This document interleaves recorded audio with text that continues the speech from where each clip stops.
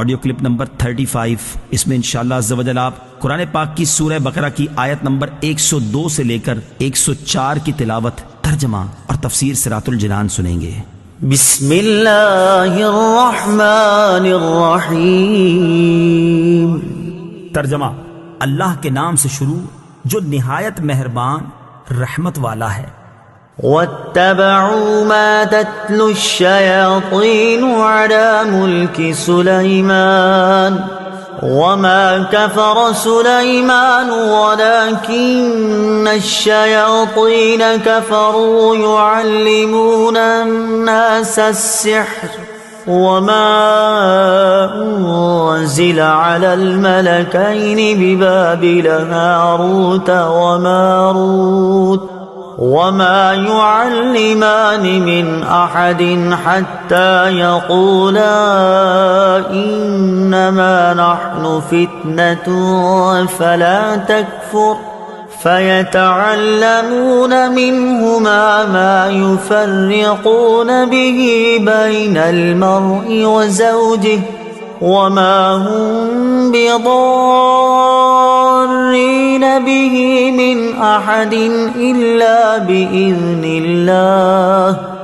ويتعلمون ما يضرهم ولا ينفعهم وَلَقَدْ عَلِمُوا لَمَنِ اشْتَرَاهُ مَا لَهُ فِي الْآخِرَةِ مِنْ خَلَاقٍ وَلَبِئْسَ مَا شَرَوْا بِهِ أَنفُسَهُمْ لَوْ كَانُوا يَعْلَمُونَ۔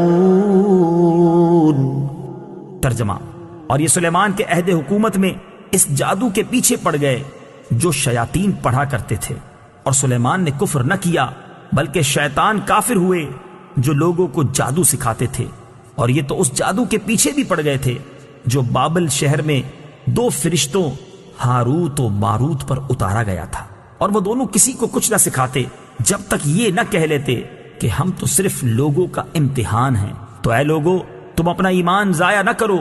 وہ لوگ ان فرشتوں سے ایسا جادو سیکھتے جس کے ذریعے مرد اور اس کی بیوی میں جدائی ڈال دیں، حالانکہ وہ اس کے ذریعے کسی کو اللہ کے حکم کے بغیر کوئی نقصان نہیں پہنچا سکتے تھے، اور یہ ایسی چیز سیکھتے تھے جو انہیں نقصان دے اور انہیں نفع نہ دے، اور یقیناً انہیں معلوم ہے کہ جس نے یہ سودا لیا ہے آخرت میں اس کا کچھ حصہ نہیں، اور انہوں نے اپنی جانوں کا کتنا برا سودا کیا ہے۔ کیا ہی اچھا ہوتا اگر یہ جانتے۔ واتبعوا، وہ جادو کے پیچھے پڑ گئے۔ شان نزول: حضرت سلیمان علیہ السلام کے زمانے میں بنی اسرائیل جادو سیکھنے میں مشغول ہوئے تو آپ علیہ السلام نے ان کو اس سے روکا اور ان کی کتابیں لے کر اپنی کرسی کے نیچے دفن کر دی۔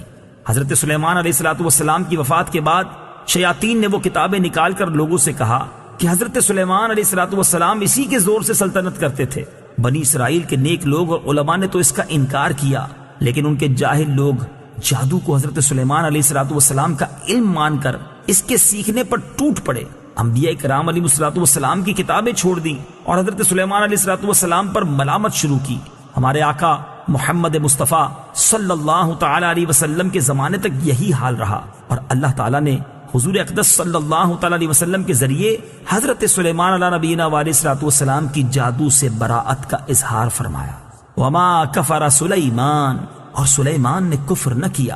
اس آیت سے معلوم ہوا کہ پیغمبروں سے دشمنوں کے الزام دور کرنا اللہ تعالیٰ کی سنت ہے، جیسا کہ لوگوں نے حضرت سلیمان علیہ السلام پر جادوگری کی تہمت لگائی، اور اللہ تعالیٰ نے اس آیت میں اس تہمت کو دور فرمایا۔ نیز یہ بھی معلوم ہوا کہ جادو کرنا کبھی کفر بھی ہوتا ہے جبکہ اس میں کفریہ الفاظ ہوں۔ ہاروت و ماروت، ہاروت اور ماروت۔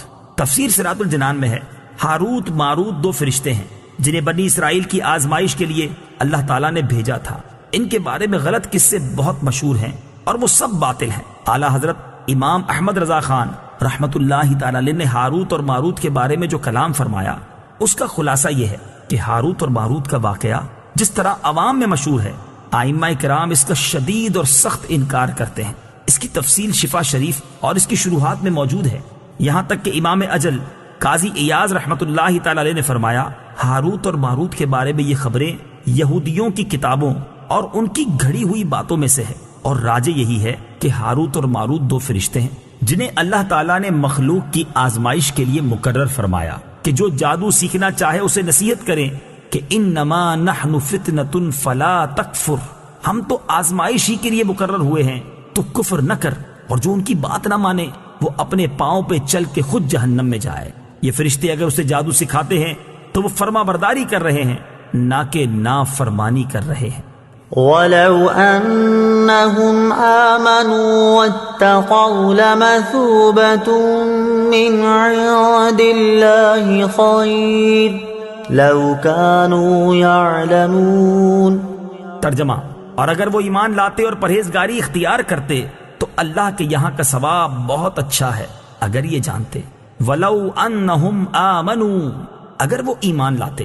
تفسیر صراط الجنان میں ہے، فرمایا گیا کہ اگر یہودی حضور سید کائنات صلی اللہ تعالیٰ علیہ وسلم اور قرآن پاک پر ایمان لاتے تو اللہ تعالیٰ کے ہاں کا ثواب ان کے لیے بہت اچھا ہوتا، کیونکہ آخرت کی تھوڑی سی نعمت دنیا کی بڑی سے بڑی نعمت سے اعلیٰ ہے۔